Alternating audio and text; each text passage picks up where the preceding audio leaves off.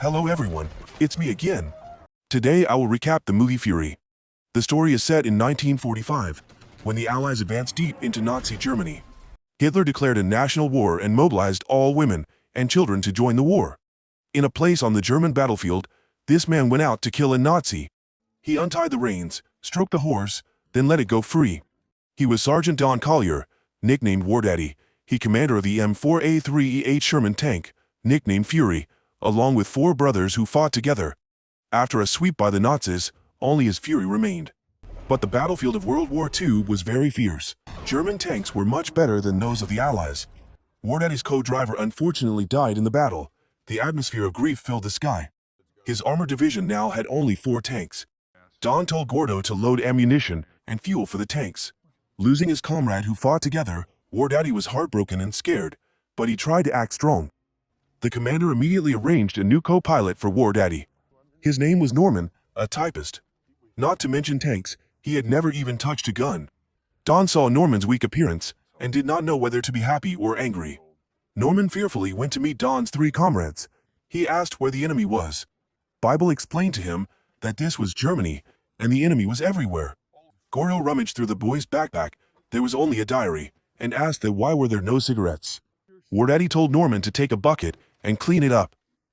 This was the first time he had seen so much blood. In less than a minute, Norman crawled out and threw up. Not only that, Norman also saw a nearby truck full of dead soldiers. Norman did not expect war to be so cruel. At the same time, Don saw a German prisoner being taken away. Don rushed out to beat him up, but his comrade stopped Don. Don asked Norman if he had killed anyone and threw him a gun. And War Daddy showed Norman how to use the gun. Don joined the other tanks. They would head to the biker barracks, so they got on the Fury and headed to the next battlefield. At this time, the poor people were evacuating on the road. They wanted to find a safer place to live. Don warned everyone that the enemy could be mixed in with the people. Seeing Norman still confused, Gordo reminded Norman to pull the trigger when he saw any suspicious signs. On the way, Norman saw a German girl who was absent-mindedly admiring the beauty. Gordo told him that the girl was willing to sleep with him just for a chocolate bar. Norman didn't believe it was true, but only when his comrades laughed loudly did he understand. Don wondered if Hitler would pay a chocolate bar to play gay with they. In a flash, the convoy had reached a forest. At this time, Norman discovered the figure of a German soldier in the bush, but he didn't pull the trigger because it was a boy. As a result, the boy burned down the command tank. Don had to personally shoot the boy to death, and the tank in front of them also burned fiercely. The soldiers jumped out in pain. Don rushed out to chase the Germans, after that they were all dead. He angrily returned to blame Norman for killing his comrades. War Daddy said that he didn't care that the kid was still young. If he didn't shoot him, the kid would shoot they. Don signaled to his teammates that the commander was dead, so he would take his place and lead everyone on. Finally, they reached the biker barracks. The commander called Don to discuss the plan. This time the mission was to rescue a group of soldiers, trapped in a siege by the Germans, who were fully armed, with machine guns and all kinds of weapons. Don called a meeting with the tank commanders to assign the mission. After rescuing the group of soldiers, they would enter the city to rest. The tanks were loaded with people and headed towards the front. Don saw black smoke ahead. He ordered the tanks to move forward in a line, while the soldiers would hide behind the tanks and slowly follow. On this side, the Germans saw the Allied tanks. They moved forward to rescue their surviving teammates. Very quickly, the soldiers formed a long line. Suddenly, the Germans fired machine guns at them. War Daddy commanded the tank squad to return fire. Unfortunately, the first shot was not aimed properly and missed. The Germans aggressively wanted to destroy War Daddy's tank squad. Learning from experience, Don aimed accurately and fired a shot that blew apart the German gun barrel. In the woods, the fascists used tanks to shoot secretly. Luckily, the bullet missed. Don observed who was hiding in the bushes and sniping, then ordered the tank squad to respond fiercely. Under this force, very quickly, the German tank exploded. There was still another tank in the bushes attacking. This time, it was so well camouflaged that Don could not see it. The entire tank squad fired bullets like rain, turning it into rubble. When all the enemy tanks were destroyed, War Daddy ordered a storm of bullets into the woods, killing all the fascists. The remaining German soldiers hid in the pits and did not dare to come up. While reloading, Norman let a soldier point an anti-tank gun at the group. Luckily, Bible was able to kill him in time. At this time, the tank stopped for the infantry to charge forward. Gordo reminded Norman that to pay attention to the fake dead lying on the ground. If you don't shoot them, they will shoot us. Norman could not bear it anymore and burst into tears. Gordo explains that he knows it's not good, but we don't have a choice. Outside, blood continues to fall, and it will continue until the battle is over. They collect alcohol and cigarettes from the enemy as trophies. Only Bible believes in God, so he prays for his dying comrades. Don tells Norman that he promised the members that he would keep them safe, but what Norman did put everyone in danger. Norman says that he was trained to type and has never shot or killed anyone. Outside, the soldiers discover a Nazi disguised as an American soldier. Under military law, this is an insider and will be executed immediately.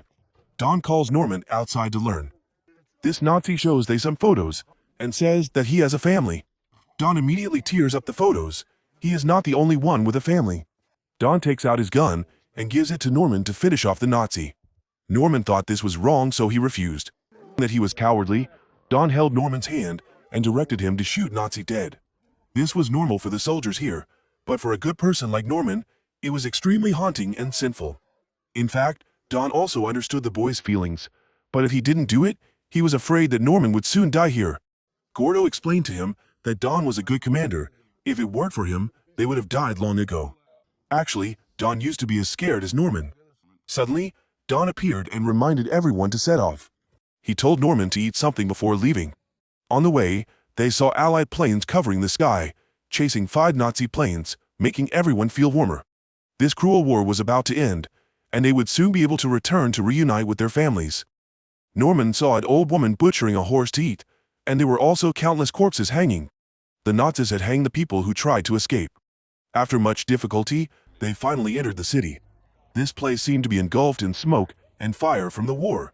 Don led his troops into a small street. Don asked an old man where fascist army was, and as soon as he pointed, he was shot dead. The soldiers became alert. Hiding behind the Fury tank, War Daddy fired at the building opposite. The tank blew away a whole wall, and the Germans inside came out and returned fire. In less than a minute, they were completely wiped out by the Allies, and the squad continued to advance. Just when everyone was off guard, a machine gun suddenly attacked the infantry. The Fury was too close to shoot down the Nazi army, and his comrades behind him shot the enemy's gun cluster. The Fury led the convoy straight into the center. A German tank was hiding and fired white phosphorus bombs at the Fury. He ordered his men to load their ammunition and fire straight into the building. As soon as the burnt Nazis came out, Norman opened fire and killed him. At this time, a German man came out. He surrendered and asked Don to spare the young soldiers. Although women and children could be spared, the commander who hanged the people could not. The army had taken control of the whole city. They were at ease staying here to rest. The soldiers also found beautiful girls to entertain themselves. Don led Norman to the Nazi mansion. They knew the Allies were approaching, so they got drunk and lay dead all over. Don said, "The idea is peaceful, but the history was cruel." At the same time, Don discovered a woman peeping at them through the window. Don asked the woman if she was hiding anyone in there. Without waiting for her to say anything, he found a young girl hiding inside. The woman said she was her sister. Don sat down and asked the woman to give him hot water. Don called the young girl to come over to talk to him, because he knew German, so it was easy to communicate with them. The girl said her name was Emma. Then, Don took out the box and opened it. Inside were some eggs. He also gave 2 packs of cigarettes as a gift. Outside, some idle soldiers took out grenades to play around. Norman saw a piano here, so he showed off his talent. Emma happily stood next to him and sang. Emma also saw the war scars on Don's back. Don says Emma was a pure girl. If Norman didn't sleep with her, he would sacrifice himself to sleep with her. Emma pulled Norman's shirt into the bedroom. Emma's sister wanted to stop them, but Don stopped her and said they were young, and they would live. Then, he took some water to wash his hair and shaved his beard to look handsome. Inside, Norman held Emma's hand to tell her fortune. The beauty's heart was moved by the young man's sincerity. A short while later, the gentleman Norman returned and sat at the table. The beautiful Emma also clung to Norman. At this time, Gordo, Grady, and Bible knocked on the door and rushed in. They were surprised to see Norman sitting next to a beautiful girl. Don warned everyone not to touch the girl. Grady said that Norman had become a man, so he had to drink. After that, everyone sat at the table to eat together. Bible was also annoyed by his senior's behavior. Grady kept making trouble. picking up Emma's egg and licking it. Don took his plate of eggs and gave it to Emma. She was sobbing in fear. Gordo wondered why they weren't invited. Don warned everyone not to disturb the meal. Gordo began to recount their life-threatening experiences and asked where Norman was at that time. Grady also criticized Don for staying at the German's house and playing with prostitutes. This made Don angry and spit in his face. At this moment, the commander sent someone to announce that they had to leave immediately. This time, the mission was to stop the Germans from pouring into the city, otherwise thousands of innocent people would die. Outside, the soldiers were refueling when suddenly the fascists spawned them. They kept dropping bombs on them. The soldiers managed to hide in the tanks so they were fine, but unfortunately the civilians couldn't avoid the bombs. Norman's lover was also buried under the bricks. Grady hugged the boy tightly and said that this was the real war, and he had to accept it. The tank squad continued to move forward. Now, the young Norman was no longer naive. Looking at the black smoke in front of him, his heart was filled with hatred. Don said the war would end soon, but before that, many people would die. While moving, suddenly a tank had its roof shot off. Don directed the formation to retreat. They retreated and fired forward to counterattack. After only a few shots, they were counterattacked by the enemy. Don saw that it was the German Tiger. He ordered the formation to move forward to destroy it. The Tiger was the most modern and powerful German tank at that time. Their normal bullets were useless against it, because its armor was twice as hard as a normal tank. On the contrary, the Tiger counterattacked and blew up all of Team Don's tanks. Thus, they only had two left. Don had to use the tactic of dividing up and attacking, left and right to attack and shoot down the Tiger. But unfortunately, before they could surround the enemy, another Team Don's tank exploded. Now only the Fury was left to face the monster Tiger. In no time, the Fury was almost scrapped. At this point, the only way left was to dodge the enemy's gun barrel. Take advantage of the Fury's easy turning ability, Don ordered his men to aim at the Tiger's thin armor, but the armor was too thick, and the bullets bounced off. Don focused on aiming at the thin armor, then continued to shoot again. The Tiger caught fire, and two Nazis jumped out and were shot dead. Norman also enthusiastically shot the commander in the car. Although they had destroyed the legendary Tiger, they had also paid a huge price with 3 of their vehicles. Everyone was extremely happy after destroying the Tiger. Even Norman said that this was the best thing he had ever done. They continued to drive the tank to the intersection, but on the way they ran into a mine, causing the tracks to fall off. Don sent Norman and Grady to check the house inside. The Germans were all dead. Grady also apologized to Norman and thought he was a good person. Don threw Norman a bag of dry food, told him to go to the top of the mountain to observe, and they would stay to repair the tank. He reminded Norman to hide in a bush somewhere. Norman arrived, sat there, nibbling on the dry food and drinking wine. The wind blew gently. He slept until afternoon, and only when he heard the sound of marching did he come out to see. At this time, the German army was extremely large, marching and singing. Norman was scared, run fast to report. Don asked Norman again to confirm the information. That group members Don's group immediately intended to escape. However, Don did not want to give up the mission, because if the Germans could break through, many innocent people would die. He decided to confront them alone. His teammates saw that Don's decision was too risky, and thought he was crazy. Don said then, "Comrades or brothers, the tank is him home." Norman was touched and said he would follow him. The rest of the team also came to the team leader's side one by one. They asked Don what their next plan was. Don decided to fight the Germans to the last breath. Don's group carried the dead bodies of German soldiers onto the tank, then set it on fire and disguised it as a broken tank. After that, they got into the tank and waited for them to come. The group checked the ammunition in the tank again, wondering if it was enough to burn a fascist battalion. Don took out a bottle of wine. He was supposed to drink it on the victory day, but maybe this day next year would be his death anniversary. Although they were not born on the same day, they were willing to die on the same day. Each person took turns drinking, so refreshing. Also here, the group nicknamed Norman the Machine. Don said he was proud to fight with his comrades. At the same time, the German battalion appeared. They had no idea that this place was hell for their corpses. As soon as one of them stepped up to open the tank hatch, he was shot several times of bullets and rolled on the ground. Don's group started to fight them to the death, they blowing up the fascist weapons transport vehicle. Fascists panicked, ran in all directions, and were all shot by Norman. Most of the Germans hid in the house. Don's team immediately turned their guns and fired a few lead bullets at the house, causing the whole house to explode. Fascists immediately lay on the ground. attacked the Fury. Bible aimed at them and shoot many bullets. The massacre scene was no different from the Germans' hell. Don stood watching, ordering his men to point their guns at the Germans and not let them escape. However, the Germans still outnumbered Don's group by a large margin. So after a while of shooting, Don's group ran out of ammunition. Don decided to throw a smoke grenade outside to get more bullets. As soon as he opened the lid, they were already aiming to shoot. Don jumped out, holding the ammo belt and passing it into the tank. His teammates also opened the lid to fire support. The Germans kept sending their soldiers to fight desperately. After getting the ammunition, Don told his brothers to close the lid to fight, while he held the AK to fire support above. Out of bullets, he took the gun and threw it at the enemy's head, and finally took a pistol to shoot the enemy next to him. Another enemy took the opportunity to sneak attack with a shovel, but was also killed by Don with a dagger and thrown out. However, the newly taken ammunition did not last long. The Germans outside immediately brought out anti-tank weapons to counterattack. They took advantage of the smoke to quietly move closer to the tank. Don's team watched for a long time, but still didn't see any. Suddenly, a German jumped out and fired an anti-tank round.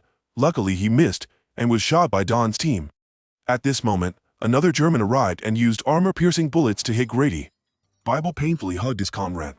Outside, the second wave of Germans rushed in.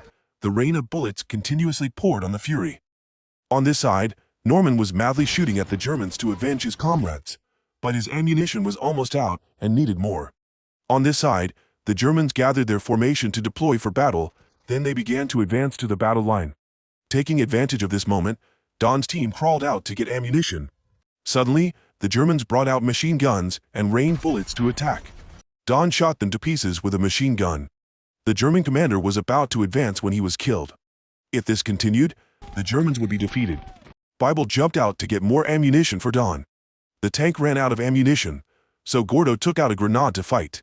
However, as soon as he poked his head out, the Germans fired at him, causing the grenade to fall back into the tank. He immediately used his body to protect his comrades. Outside, the German soldier who was still alive attacked Bible. He opened fire and killed him.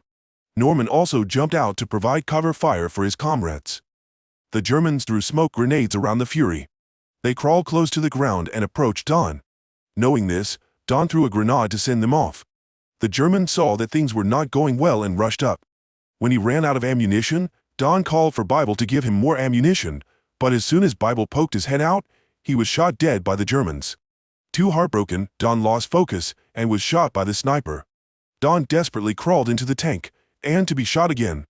Finally, he got inside safely. Don took out his gun from his pocket and said that he had done his best. The young Norman cried and looked at the captain and said that he was very scared. The Germans outside kept bombarding the tank.